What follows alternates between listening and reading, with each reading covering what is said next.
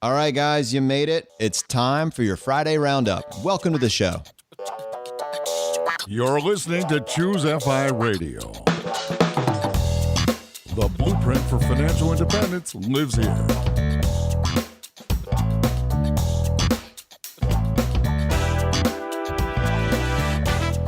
If you're looking to unlock the secrets to financial independence and early retirement, you're in the right place.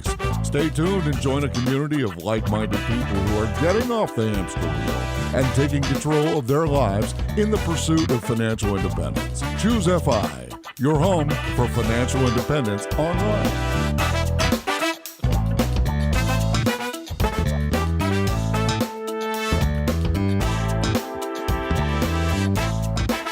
Is anybody else excited that it's Friday? I know I am. Welcome to the show, guys. Brad's here with me today, and we are going to be talking about financial independence. How you doing, Brad? I'm doing well, Jonathan. What's going on? Not much, man. Just loving that funky music. I know you do. I know you do. You know, guys, it's going to continue to grow on you, I promise. All right, man. So today we're going to be talking about the show this past Monday. We had really probably what we should make officially our episode 1, the pillars of FI, a high-level picture of the levers that we rely on over the course of many, many decades to achieve financial independence. The 10 items that we talked about, they may not be perfect. They may be flawed. There may have been some omissions. There could be some competition, but I think it was reasonable to talk about those as the pillars of FI. And I think we did a good job doing it. Yeah, I agree. I thought the episode came out better, honestly, than I even had expected. You know, it's funny when we record these episodes, sometimes you just don't know how they're going to come out until you actually hear them. But I thought we covered it really well. And I still have this nagging thought in my head that we've left something important out. I think one area we may have missed or not focused on strongly enough was savings rate. And we certainly talked about many items that go into a large savings rate, but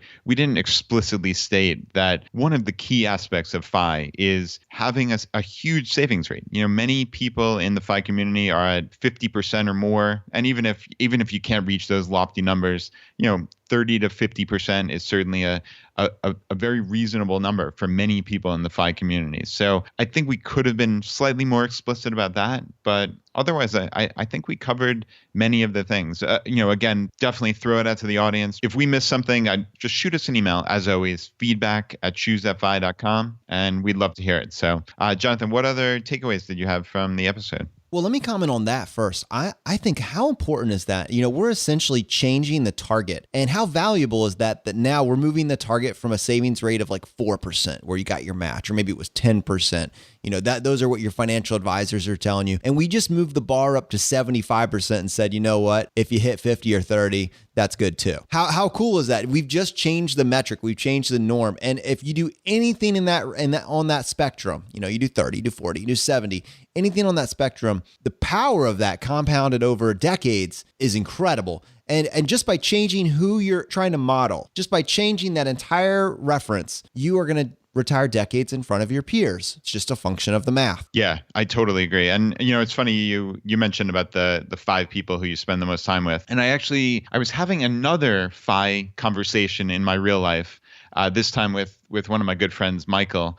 And he loves the show. He listens to every episode. And we spent probably a good 2 hours on Saturday talking about FI. So this is like 2 weekends in a row, essentially, that I've done this. And he thought that was a really astute observation by you, Jonathan, that we really are, you know, he said one of the 5 people. He counted us as one, but still, the point is the same, that when people are listening to Choose FI every single week for 2+ hours a week, we are part of their lives. And, you know, hopefully us talking just like regular guys and just showing that we can A, talk about this, and B, we're just normal people not doing anything crazy.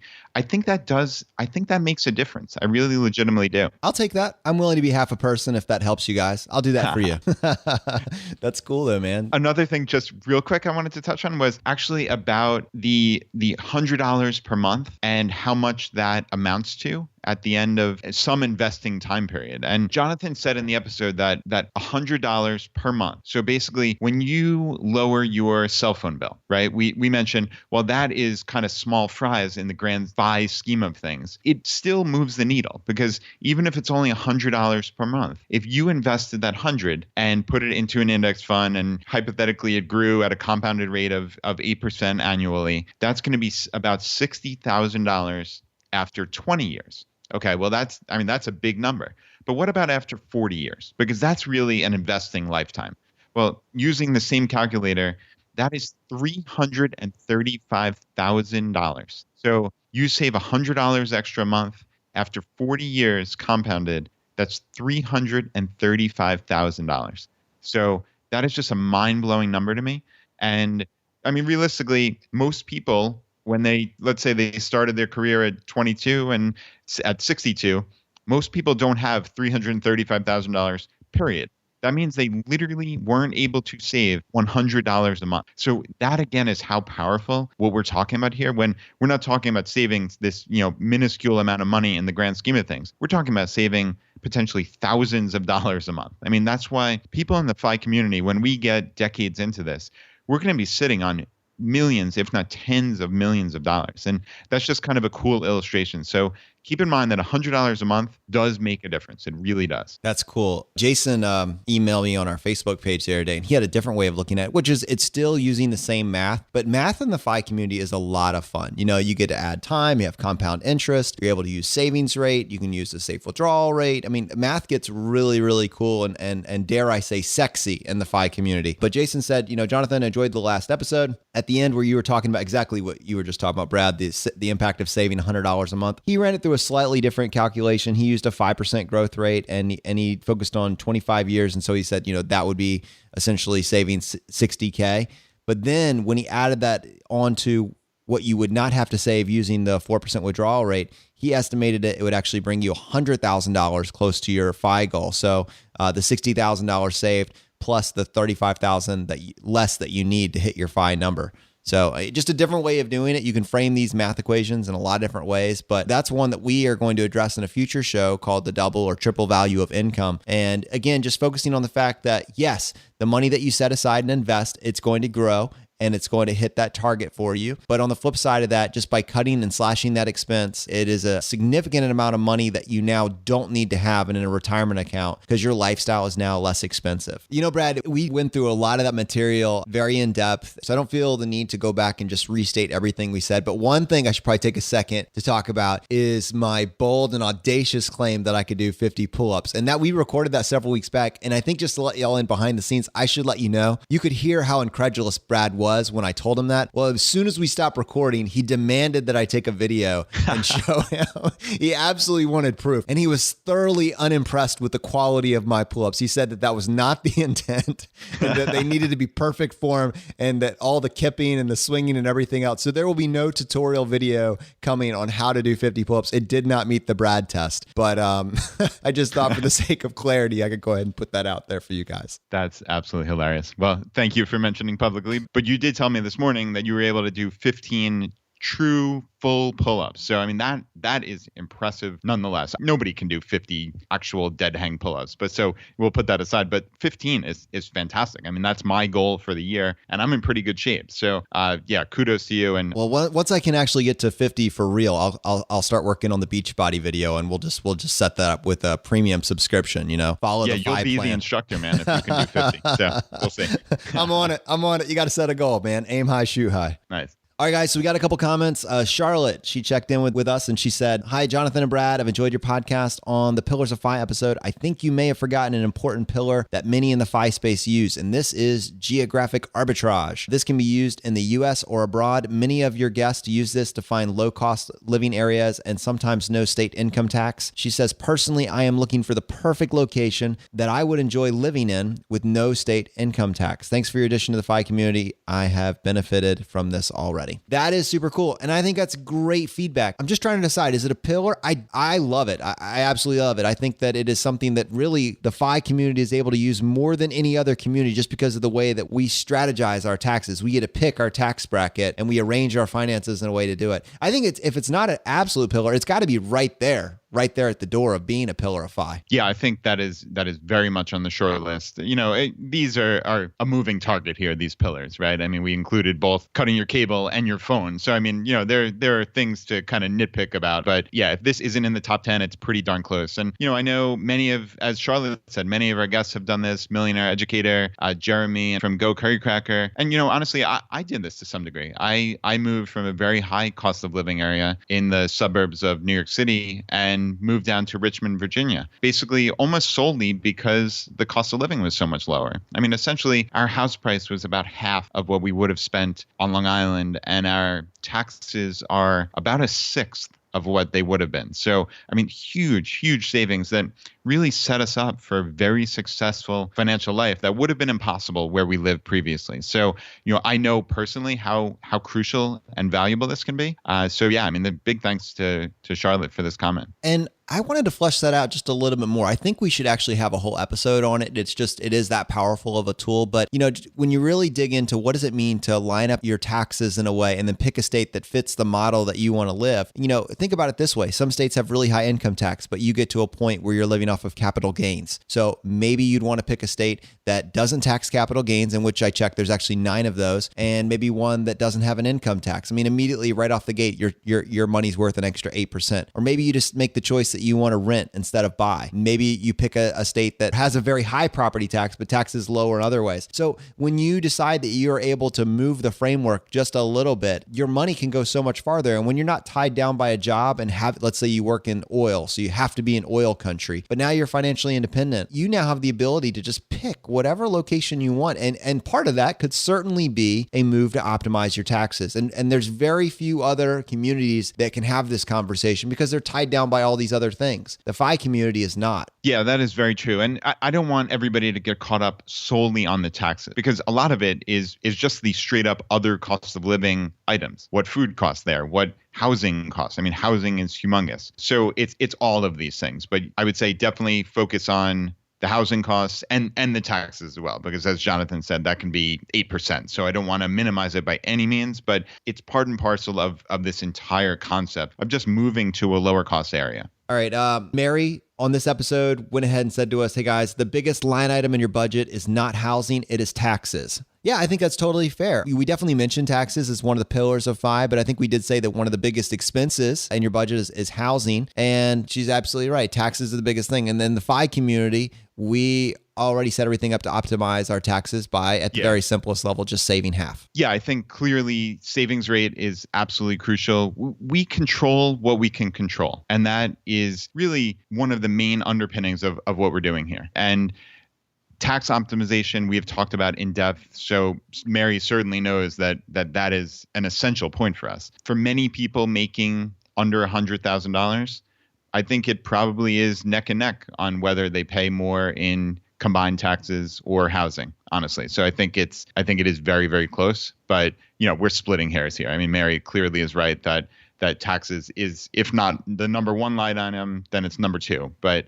we did mention tax optimization being a crucial aspect. So I don't think that we neglected that by any means. And you control what you can control, and you try to maximize and optimize the best you can. So yeah, I think it's a very valid comment for sure. And then we got a comment from Frank, and this one was more on the Friday Roundup last week, but he said, you could probably do a whole show just on raising kids not to want things. As with the Jim Rohn observation, it generally starts with you and your spouse being 2 of those people that you would want your children to emulate in basic everyday habits. And he said, as an example, and this is a contrast, the one would be the parents that take the entire family shopping together as entertainment. And then the second one would be parents who make lists and show their kids how to be smart about it. And they get in and out of the stores as quickly and efficiently as possible. And he actually had an article that he linked to, which we'll put in the show notes, but it was posted on moneyconfidentkids.com. And it basically reemphasizes that point that your kids emulate you. You are 2 of the people in your kids' lives. And that's extremely powerful, especially as we start thinking about second generation FIRE. Yeah, I really enjoyed this comment from Frank. And what was funny is that, as I've mentioned on previous episodes, my wife Laura listens to all of our shows, and she came to me after this last one and she's like, "Oh, you got to stop talking about our kids. Like, they're so fantastic. They're just normal little kids." But I think that's true, and they are not special. I don't mean to make them out to be these little mutant, second generation Fyres, but we must have done something right. And I think it's just like Frank talked about, parents who make these lists and show their kids how to be smart about it. I mean, that's about shopping. And certainly my wife Laura does that all the time. And it's modeling this behavior that we're not shoving this down their throats at all. I mean, the kids would recoil in horror if we did that, but we're just modeling this by not buying stuff, not wanting things. So I think there's some learning through osmosis maybe there, because we have not been very overt or diligent about it, honestly. So yeah, just wanted to mention that so Laura's not mad at me the next time she hears me going on and on about how great our kids are. I'm excited for you about how awesome your kids are. Well, thanks, man. I'm sure we'll be talking about your little guy the same way in a couple of years. Now, he is going to be a mutant second generation Fyre guy. He has no choice. Oh, he has a choice, but he only has one choice. Nice. All right. And then Matt, he sent us this, and I'll be honest, this is really cool, Matt, because you beat Brad to it. He sent us a message. Guys, this is huge. Pay attention. VTSAX, it's now down to 0.04%. How cool is that? Just happened. I think it happened like two or 3 days ago now, right? Yeah, I was a little too late. So thanks, Matt, for sending that in. But yeah, this is good news, of course. As Jonathan said in our little notes here, it's capitalism at its finest. And you saw Charles Schwab lower their fees, and Vanguard responds in kind and lowers their fees. So this is obviously all the good for us as investors and long-term investors, certainly. All right, guys. So this segment we're going to call Fyre in the News, I guess. And actually, Isaac pointed this out to us. Isaac said, guys, I'm really feeling that sense of community developing between us listeners. You might need to plan a meetup or two in the future. He said, hello, Frugal Fest. Not like this disaster, which is the most unfrugal thing ever. And he is referencing this crazy, ridiculous Fyre Festival disaster that's been all over the news. And we will link to it on the show notes. I don't know if you heard about it, but these kids, and I'm going to say quote unquote rich kids, basically paid anywhere from $450 to $12,000 to go hang out with Ja Rule, Blink-182, and a bunch of models in the Bahamas. And they got there and there was just nothing there. It was a ghost town. And the whole thing basically turned into Hunger Games. And Isaac, I did take a look at that. That is crazy. I think the real problem is that they misspelled fire. They spelled it the wrong way. And then two, keeping up with the Joneses has gone wrong, man. Gone absolutely wrong. Brad, did you get a chance to take a look at that? I did glance at it very quickly. And yeah, that will not be the Frugal Fest that we run by any means. It sounded like a complete debacle. This is just fun because this is, just Fyre in the News. If you have an interesting news article that you read anywhere, preferably not fake news, but if you have, something that's Fyre related, we are interested in it. And we're going to maybe start carving out a little segment of the show just to talk about Fyre in the News. So this one, just open that up. And Isaac, thanks for sharing. That was hilarious. If you were in it, horrible. If you're looking at it from the outside in, just ridiculous. So there's that simple little plug. While we're just talking about Fyre in the News, we actually got mentioned the other day by Financial Panther. Just wanted to give you a shout out. And he said that this is actually his favorite podcast of 2017. He said if you can only listen to one podcast on this list, and he had a list of like 9 different ones, he said he'd probably go for this one, Brad. So he says, these guys, they focus on financial independence and related FI topics. And the thing that he really likes is how deep we get into the topics. And he say a lot of podcasts skim through things in order to keep the episode short, and we don't do that. And you are right. Now, you can blame us for many things. You can blame us for being cheesy. You can blame us for being long-winded, but you can certainly not blame us for cutting the thing short. Brad, we take exactly the amount of time that it takes to get through an episode. And I think we demonstrated that when we took an hour and a half to get through the Index series with Jim Collins, which I loved every second of it. But we definitely take the time to do it as best we possibly can. And he specifically said his favorite episode by far is probably episode 9, which was our travel rewards episode. And I'm quoting, he said, that episode is an amazing deep dive into the world of travel hacking, a must listen to for anyone who's trying to figure out how to get into that world. And I love that. That's exactly the way that I feel about it. It can seem very complicated. Sometimes it's difficult to figure out how to fit it into your own personal framework. But honestly, travel rewards is what introduced me to Brad. And there's very few things in this world that are just so obvious that you're winning, especially while being frugal. A lot of it's behind the scenes. It's this down the road, we're going to win because we're not spending the money now, but down the road, we're going to be able to retire early. But this is one of those immediate wins where you can do something that nobody else in your neighborhood is able to do, and you can do it for free. And it's powerful, it's instant gratification, and you can do it without spending anything extra.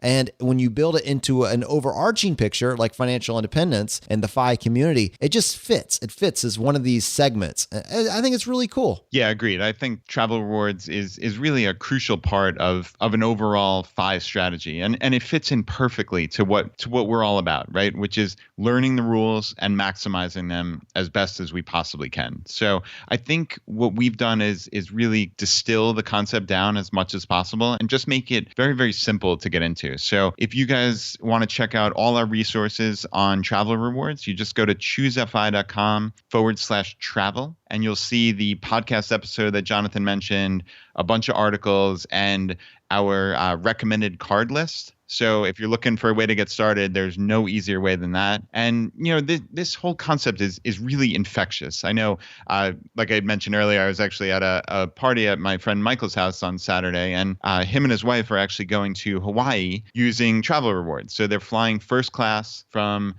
Washington, D.C. all the way out to Hawaii. They're staying for, I'm not sure the exact number of days, but 7 to 10 days. And the entire trip is free. And, we're sitting there talking about it, and all these other people around the table were incredibly interested because it's cool. And because honestly, it's pretty easy to do, especially when, as Jonathan would say, you've seen people model it, right? You've seen people who, while it sounds crazy when you've never heard of this before, when you actually know people who have taken free trips like us, like Jonathan and I, it's real and it's very, very simple to get into. So check it out. choosefi.com/travel. And Financial Panther, just thanks for the shout out, and we're glad you're getting benefit from the show. So just thanks so much. All right, guys. So on our Facebook page, we put a call out. We wanted to know your frugal wins of the week, and you came through for us, and you came up with a lot of great ideas, and we just wanted to share a few of them. So Brad, did you want to share the one that came through from Andrew? And yeah, I did want to mention real quick that Jonathan's doing a great job over at the Facebook page. So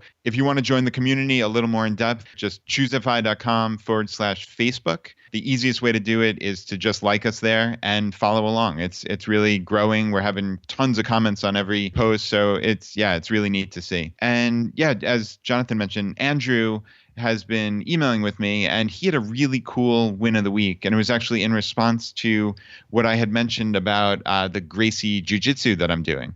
And he said, "So cool to hear that you're getting into Gracie Jiu-Jitsu. My wife, daughters, and I started last year and had to stop due to schedules. Then after hearing Choose FI, I started to scale back on the extras and decided the money was a bit too much. But I had totally forgotten about the Gracie Garages, which you mentioned. And just as an aside, that's how I go to this completely for free." So he said, "So thank you for bringing that up. I've since reached out to some of the students in class, and I am going to start a garage of my own soon. Bam, Choose FI win." That's awesome. How amazing is that? He said for his family, he was spending over $200 a month. So that's down to zero now. So that's amazing that he gets to do this with his wife and daughters, and now is doing it for free. So very, very cool. Sounds like a win for sure. Very cool. And Andrew, thanks for sharing that with us. We're excited for you. All right, this one was really cool. This is Frugal Win of the Week, and it came through on our feedback line. And this is from Tom, and he says, "Hi, Brad and Jonathan. I've been a weekly listener to your podcast since the beginning of 2017. And he says, I have only become hungrier for more. I credit my financial lifestyle makeover to the FIRE world, to you both. Thank you. I want to share with you my frugal wins of this past week. Monday, I transferred all my retirement funds from Edward Jones to Vanguard. On Tuesday, I asked my local library to order Jim Collins' book, The Simple Path to Wealth. On Thursday, I sold all the high-fee mutual funds I had from my time working with Edward Jones. And finally, to cap the week on Friday, I bought into VTSAX. Please keep up the great work." Tom, that's so cool, man. I'm excited for you. That is a hell of a week. And thank you so much for sharing that little piece of your world with us. We're just excited to be a part of it. Yeah, and Cassie said, "My home and car insurance is up for renewal next month. I shopped around and will be saving $74 a month, which is getting added to our debt snowball. Every time we save money on our fixed expenses, I track it in a spreadsheet and up our debt repayment to make sure it doesn't get lost to lifestyle inflation. So far this year, we have added $199.68 as an automatic debt payment on top of what we are already paying. Making it automatic means I don't waste mental energy thinking about whether I should do it. It just happens. So yeah, Cassie, that is an awesome win. We're all about just automating this and taking your brain out of it. So I love everything about your comment. Cassie, I also love that your comment was so astute that you're not losing your savings to lifestyle inflation. You're being intentional with that savings. And a lot of people are going to grab the first half, but then they're not going to take that second step, which is so critical, actually using that money to buy your freedom. So Neal, he tracked down all these gift cards that were lying around the house and basically maximized them. They're using them. So, over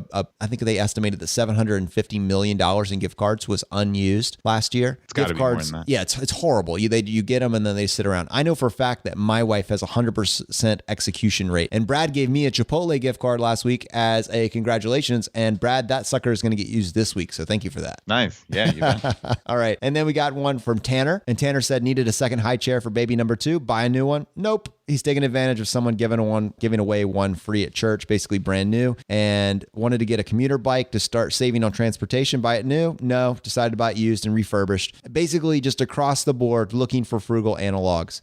Buy a bunch of new baby girl clothes? No. Let's just reuse all the gender neutral ones from our son. That's hilarious. It's awesome. And you know what? Those babies, they grow out of them so fast. I think all of the newborn stuff, my little baby is probably just slightly getting too big for him already. So after 2 weeks? Yeah, he's a monster. He's a monster. And then Heidi, she got the cable. So now she has basic and she got Sling TV, saving $75 a month. She found out she was also paying taxes for a landline that was in the bundle and she never used. It's all gone now. So these are just over the last week, these are the frugal wins that you're telling us. And you know what, guys? Some of them may sound small, but like we say, it's the small things that add up over time. And it's just using this framework, using these small little decisions have a massive impact when you apply those changes to buy your freedom. All right, guys. And so we're always looking for your frugal wins of the week. And so every Sunday night, we are going to put the request out, basically looking for your wins. So if you have something you want to share, just go to choosefi.com/Facebook. That'll take you to our Facebook page and just share with us what's working for you. That's what we want to know. All right, guys. So as you know, ChooseFI is crowdsourced personal finance. And part of that is building a FI plan for different people in different tax brackets in different situations and bringing, what Brad and I can bring to the table, which is, a basic level, a basic understanding of the principles of financial independence, but then also bringing in real mentors that are already in our audience, that already have vast amounts of experience, and then bringing in your ideas, and then together as a team, producing a well thought out and well-crafted FI plan for these people. And so Paul agreed to be our very first live case study. And last week, which you can listen to in our last Friday Roundup, you can listen to us introducing his case study. And then at the end of that, we asked him some questions. And then we also started to collect questions from y'all. So this will be our second week where we address this live case study, and we're going to get the responses to his initial questions. And we're also going to talk about some of the ideas that we collected for you guys. Now, keep in mind, this is our first one. This is going to be a format that we are going to use for the next 5 years. So as you listen to this, imagine all the different scenarios that we're going to be able to work through. And in our audience are people like Wealthy Accountant, Jim Collins, Millionaire Educator, Justin from Root of Good. There are some really great minds in the FI space that have already developed their own FI plans and will be able to lend their own expertise to this situation. So we don't know exactly where this is going to go, but we are excited to experiment it with you and get a chance to put this information out there for the benefit of us all. All right, so let's see what Paul had to say about the questions that we asked him from last week. All right, so guys, one of our first questions for Paul is, how much are your expenses every year? That is just a critical baseline question to ask when creating a FI plan. How much do your expenses cost? We've used Quicken for the past several years, and I've been pretty diligent on Saturday mornings to enter in our expenses and track those. And I would say that the best estimate I can give is that our annual expenses are approximately $60,000. We're debt-free. Everything's paid for, including the cars, including the house. And so we do quite a bit of travel. One of the things that's really important to note here is Paul is debt-free, so including his mortgage. So he has a lot of flexibility. His life does not cost much to begin with. He probably has, one of the things you probably want to figure out is how much are your fixed expenses and how much are your discretionary expenses. Paul is essentially going to be living this life of leisure. His fixed expenses, I would imagine, if he has no mortgage or probably, and he has no car payments or anything else, he is probably in that mustache camp of, less than $20,000 a year in fixed expenses. But he has a lot of margin there to do these other things. So he's going to be able to live this, Justin Root of Good life of leisure for a fraction of the cost because there's no debt involved. All right. The next question we asked Paul was, do you want to quit your job? Is this something that you're enjoying, or are you ready to move on?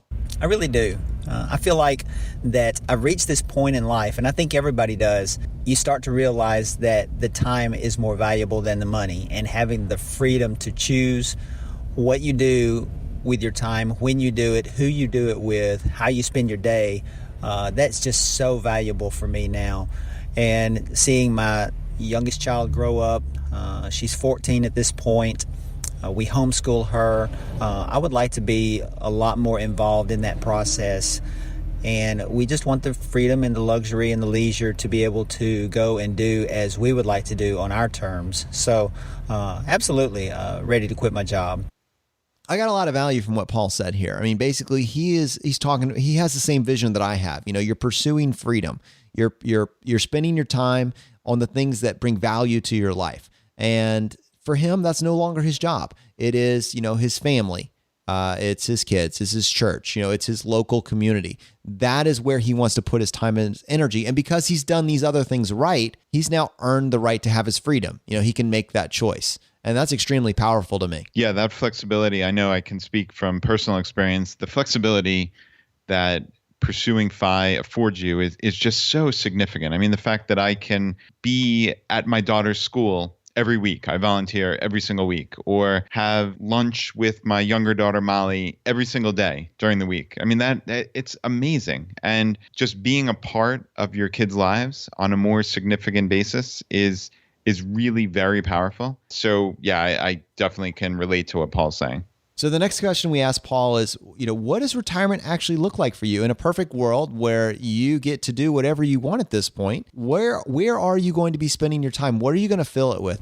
We homeschool our daughter, so I think I'll be a lot more involved. I would like to be able to participate in more things with my church, to be able to participate in events and help out volunteering and doing some efforts with them, to be more involved in small groups, people that are my contemporaries, my age, things like that. I think it would be great to be able to bring this experience to some of those small groups because, we can let some other people see that things like this are possible as well, too. Also looking to get going with my side hustle. I have secured the website pursuingfire.com.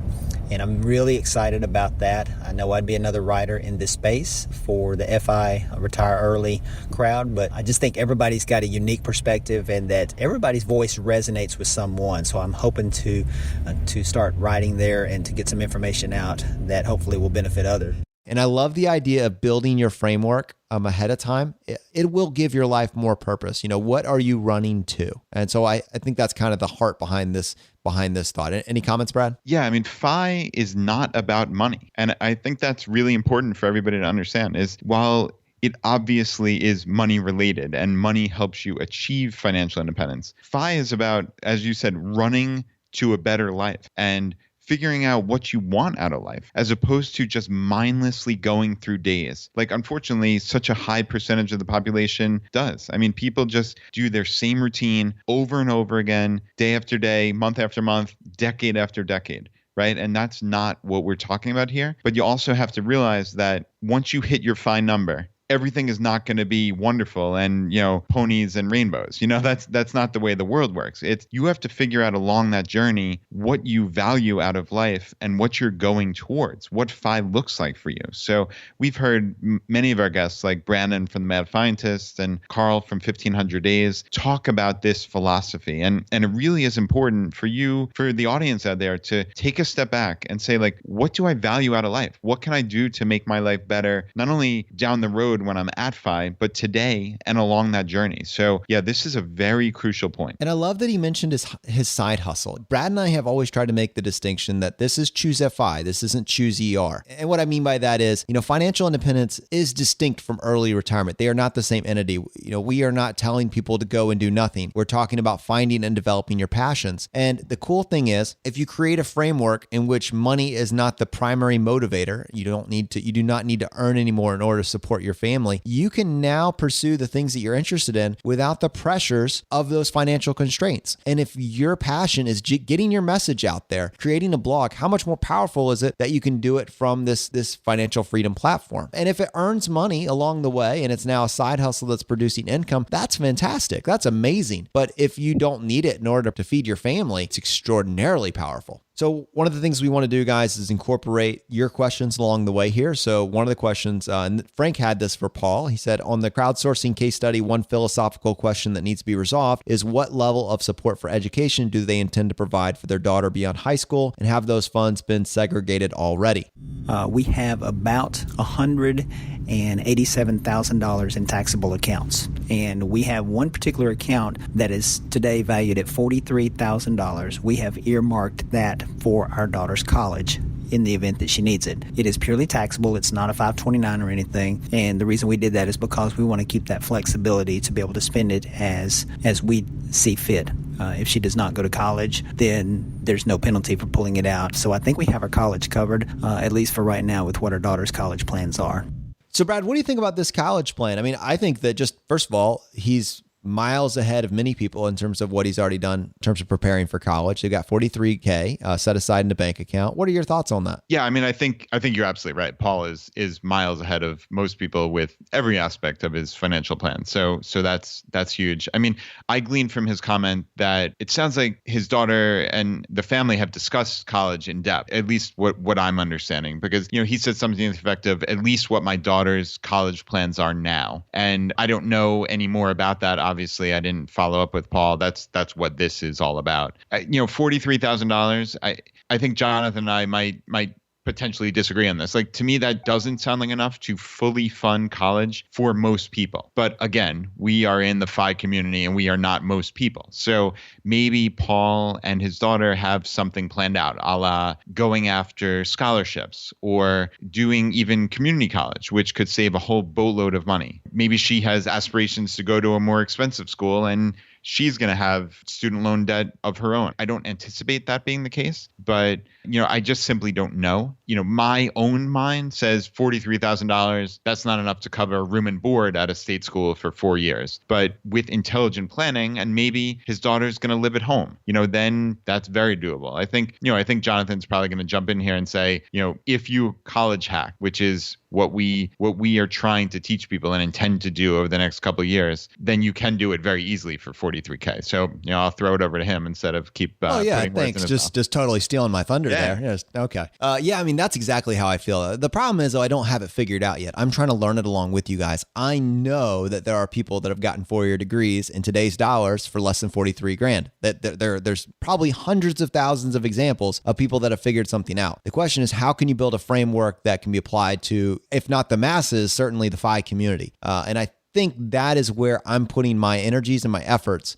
Those are the ideas that I'm trying to collect and just build something, tell a story with it. I don't want to spend more than $43K on college. I think that's crazy. I think it's absolutely crazy. At the same time, I know that most people do it or are willing to take out debt to do it. So what would it actually look like to say, this is a reasonable amount of money to set aside and we are going to make it go farther by being smarter about it? I don't necessarily have that answer right now, but I'm committing myself to figuring that out over the next 5 years and presenting it one piece at a time. And I think we've certainly touched on dual enrollment. I think that's a possibility. I'm sure we could find someone that could tell us how to game out scholarships. We need to have that conversation. We need to talk about community college, which is another piece of dual enrollment, but often that's what you're actually looking at. You're talking about going to high school while going to community college. Part of it is just planning. Room and board, that's a non-starter if you're talking about doing at least the first couple of years at a community college. You should certainly be able to do that while you're at home. The landscape is rapidly changing, and I think to spend, $100,000 on student loan debt and come out making 40 grand a year is absolutely ludicrous. So does everybody need to go to college? Yeah, probably at this point, but certainly if we apply our minds to this as a community, we can come up with a better way of doing this going forward. Is this the answer right now? No. Can we start the conversation? Please, we should have already started it. Let's start working on that. Yeah, and I'd love to see some more data points from the community and pieces of information. Give us hacks and tools.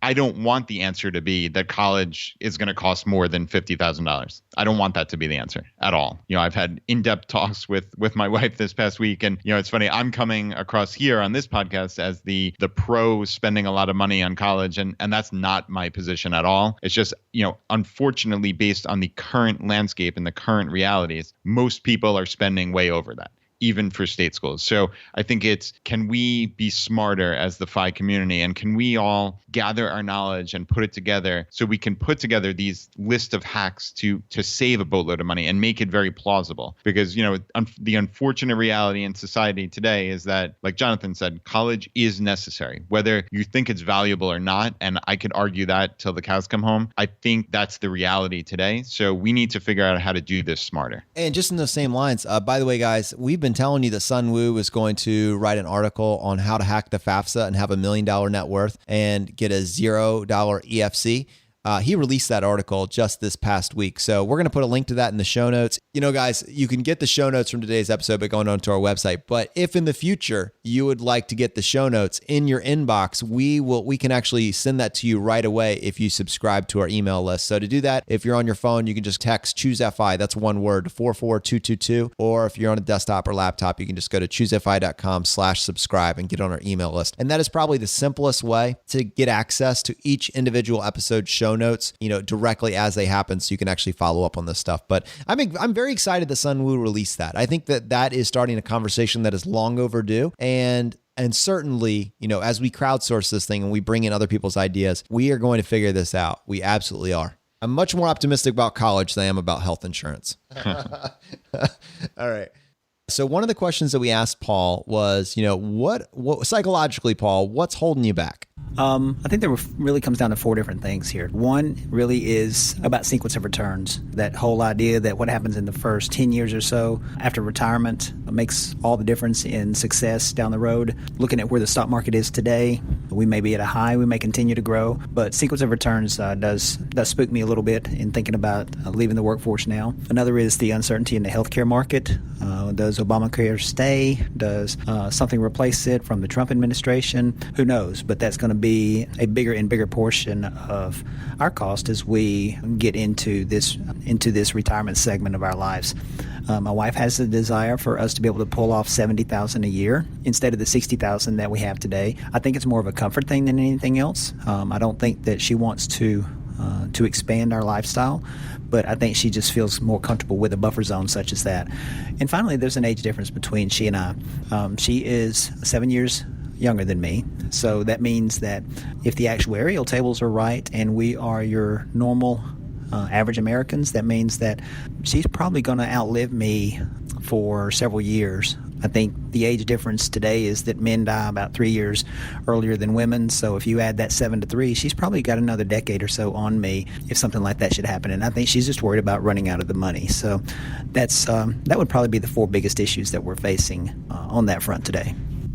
A couple things that he touched on there was 1, sequence of returns, and then 2, the margin that his wife wants, and then 3, just the possibility of her outliving him. So sequence of returns, we can touch on that, but Brad and I would like to do a full show on that first. So keep in mind that some of these case studies will get better and better as we bring more guests to explain these different concepts to our audience at large. We don't want to get down to the weeds and necessarily go through sequence of returns now. So we may just touch on that, touch on the concept, but not necessarily unpack it per se. Certainly, looking at how much money you actually want to withdraw will affect what your FI number is. So there may be some give and take there. I think when you decide, let's say you want to live off 70 versus 60, there's a few other things that you have to keep in mind. In particular, are you going to be supplementing with other income, and would you count that toward that, or are you wanting to draw it down? So as you create a FI plan and you have a number, it's not necessarily telling you which route you have to go, but it's kind of showing you what your different options are. are. One of the other questions that we had for Paul is, what are your plans with regards to Social Security? Are you building that into your FI plan? I think for y'all, it certainly should be a component of that.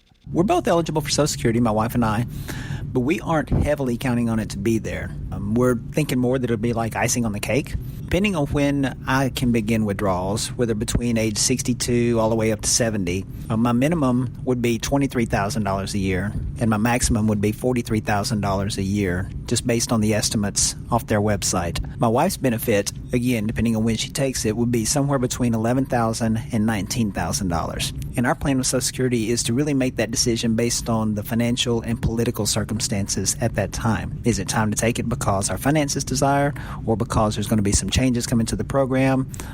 Whatever makes the most sense for us at that time, that's what we're planning to do with Social Security. Then one of the other questions that we asked Paul is, how are your investments actually arranged between pre-tax and taxable? What is the breakdown? And I think he said his number was 1.47 million. We just wanted to know, how is that actually broken down? So today the assets are actually at 1.425 million. Here's how it's broken down. There's 502,000 in my 401k, and I also have 170,000 in a lump sum pension at my current employer. My wife has a SEP IRA of $177,000. My Roth-IRA account is currently $250,000, and my wife's Roth is $138,000. And we have $187,000 in taxable accounts, and I mentioned that $43,000 of that is earmarked for college. In cash, we have $50,000 that we call our emergency fund, and that's not included in that total. Here's the exciting part, I think. A few years ago, we did some Roth conversions in 2010 when there was some tax leeway to do that. And looking at our Roth conversions and contributions, those total $187,000. There's $123,000 for me and $64,000 for my wife. And so I know that that amount is available to me today that we could withdraw and actually live off of. So the plan is to roll over the 401k, the pension, and the SEP IRA all to a traditional IRA. Then we can convert roughly $40,000 to $60,000 per year to Roth, just depending on how much we want to live on to build our Roth ladder. We would convert first from my 401k and pension, and then from my wife's SEP IRA because of our age difference, so that we can get those converted as much as possible before age 70 and required minimum distributions hit. And so hopefully we'll get enough built in there that we can get this ladder going and keep going in perpetuity. I won't yet be 59 and a half by the time that I start my first 5 years, but I think I'll have created enough of a ladder through converted dollars and be able to pull a good amount off each year from the Roths to keep our living expenses going. If not, we may look at 72T distributions. I'd love to hear your comments on our distribution of dollars and some other thoughts that you might have. Thanks, guys. Wow, Paul is killing it. I love it. He's adding a lot of value to this conversation. He's really helping us create this framework. And guys, I hope that if you're getting excited about this, you're actually taking notes on what that might look like. Brad and I are going to create an Excel sheet over the next month to help us put these different numbers in place, and maybe in a template that we can use going forward and also that you can use. But if you have a tool or a reference sheet that you're already using, or you have something that you found somewhere on the internet that you found helpful in creating your own FIRE plan, send that to us at feedback@choosefi.com, and we will get it included and spread it out to our community so we can all benefit from it. So Paul, one comment that we did have, and this was from Paige, she said, she had some info that you might find useful for your case study series. Apparently there's a special rule for 401ks for people age 55 and older. And she says you can actually start to draw some funds from the 401k of the place you are employed when you turn 55 without penalties. And this is called the age 55 rule. If you are 55 years or older and you in the year you left your job and you need to take a distribution of your retirement plan funds immediately, you should leave the money in your company plan and take your withdrawals from there. The reason is because distributions from your company plan when you leave the company in the year you turn 55 or later are not subject to the 10% early distribution penalty if you no longer work for that company, or what the tax code refers to as separation from service. Remember, though, that the distribution would still be subject to federal income tax. It's the year that you turn age 55 that matters. For example, in one tax court case, the court ruled that a person was liable for the 10% penalty for an early distribution made from her company retirement plan. Although her distribution took place after she turned age 55, she left her job when she was just age 53, which disqualified her from being eligible for the age 55 exception to the 10% penalty. It's the year someone separates from service that matters, not the distribution date. To qualify for the penalty exception, separation from service must occur in the year the person turns age 55 or older. This can be really helpful if you're a little bit older like Paul and myself, and Paige just thought she would share. She also wanted to let us know that you can roll any old 401ks into the 401k of the company you plan to separate service from after age 55, and that money is now available to withdraw also. That is a really cool tip, Brad, that I haven't seen anybody else talk about. I'm definitely going to look into that, but maybe someone else in our community has already heard or used this rule and can comment on it. And maybe that would be something that Paul would find helpful, especially if his plan is to retire within the next couple years, but not necessarily this year. Yeah, that is a cool one. Honestly, I'd never heard of that before, this minute, essentially. So I'm going to look into it a little bit further. And yeah, hopefully someone in the audience can enlighten us. But isn't it neat that like people have figured out these different things and they latch on to different things that help them in the specific problem that they're facing and the specific framework that they're dealing with. But by sharing it with the rest of us, we can all benefit from it and put it in our toolbox for when we need it. And I love, Paige, that you took the time to email that to us. And guys, if you have other ideas like that, feedback@choosethatfi.com. We love your ideas, love your comments. All right, guys. My first thought is how fortunate we were to actually have Paul be the one to volunteer himself for our first case study. He is bringing so much value to this conversation. And you guys are basically getting a chance to live this out with him because, and I'm not throwing 1,500 days under the bus here, but he had a 1,500-day plan. There's a reality that, after we finish this case study, he could be right there at the door. I mean, his numbers, just what I'm thinking as I'm reading these this looks very doable. Brad, what are your thoughts? Yeah, I agree. I mean, just looking at the numbers, just back of the envelope, it certainly seems like Paul is there or very, very close. I think one follow-up question that I want to ask to Paul is what makes up his expenses? I know he's quoted us some number between 52,000 and 70,000. And, I'd like to dive a little bit more into that because that sounds like a significant number, significantly higher than I would have anticipated based on the fact that he already has college covered for his daughter and his house is paid off and all this other stuff. So I feel like I'm missing something, but even with that, it sounds like he's in great shape. So yeah, I think this will be a pretty cool one. And who knows, maybe Paul will pull the trigger on early retirement after hearing our results in a couple of weeks. Very cool. All right. Now we need the community's help. Now you guys have sent us some of your ideas and I am forwarding those to Paul as I get them. He is really excited about the feedback that you've already sent him and he's tackling these other problems as soon as you send them over. And you've already had some great ones. Here's basically the plan. This is our first one. Brad and I are going to need a little bit more time than we will maybe going forward. So we're going to try to get in the habit of doing one case study per month. And that's just a goal. We don't know if it's reasonable yet, but we're going to find out with you guys. So this will be our May case study. We gave ourselves one extra week. Hopefully by the last week of the month, we will have presented a 5 plan for Paul. And that just gives us a little bit more room to kind of go through some of these different ideas and build it as we go and make sure that we do a good job since this is our first one. All right, guys, this was a longer episode. You got to take your time. We're really trying to figure this thing out for you guys. We're trying to share this information. We want to spend just a second, first of all, to thank you for the incredible feedback that we got on our iTunes reviews page. I'm glad that you're getting benefit from this show. And Brad talked about this virtuous circle. We're going to keep that going. Brad said, and I'm excited about it as well. We're going to do one giveaway for every 5 written reviews that we get. And all you need to do to qualify for that is just take a screenshot of the review that you submitted and send it to us at feedback@choosethatfi.com. And you are in that drawing. And just to really show our appreciation, we're increasing that to one book giveaway of The Simple Path to Wealth for every 5 written reviews. So again, we realize you're helping us more than we're helping you with those reviews, but we are so grateful to you for being a part of this. All right, let me go ahead and get my hat out here. Our first winner today is Meg Pillow. She said, my family just went on a road trip and my husband and I listened to 2 of your podcasts together, the interviews with Go Curry Cracker and Jim Collins. Previously, we listened to your podcast independently on the way to work or while cooking, doing dishes, and then we discussed the information together later. We had fun listening together and smiling at each other whenever you use words like actionable, levers, or unpack, and we use plenty of those, Megan. We try to dial it back. My husband and I love all the information that we get out of your podcast. We've already taken action on some of your advice. For example, I've tried to get a better handle on our grocery expenses, which were over $1,000 a month, and she now uses a Google spreadsheet in order to track it. She says, as we continue to listen to you, we are starting to reconsider what is really necessary for us to spend money on and how we can live our lives differently so that we can save more while working toward a life that allows us to work less and be with family more often, doing activities we really enjoy. You've given us many ideas and the realization we can take steps to have the life we really want, and it won't involve sacrifice, but rather refocusing on what is important to our family. Thank you, Megan. That's really cool. Thank you for sharing so much. All right, so our next winner is Useless Message Poster. So This is, he says, John and Brad are bringing it. I've been listening since the beginning, and these guys have changed my life. I have hundreds of thousands of Chase Ultimate Rewards points now, and he says, I'm not kidding, I actually have 222,267 points. Which are worth more than $3,000 in travel. That's just using regular spending and paying my bills as usual. I've lined up to save thousands by dumping my financial advisory and leveraging VTSAX. Thanks, JL. I have reconsidered my spending, measuring on how many months of work will this cost me as a yardstick. I understand the 4% rule that was just a concept before I started listening. If you're into Mr. Money Mustache or Mad Fientist, this will supplement and clarify many of those points. And this week we have a third one just due to the sheer volume of reviews that we got over the last week, which, guys, is amazing. Thank you. Thank you so much for taking time out of your day.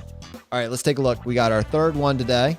All right, and this third one is Co-Monkey. All right, and Co-Monkey says, Choosify has quickly risen to the top of not only my go-to financial podcast, but it's my number one podcast, period.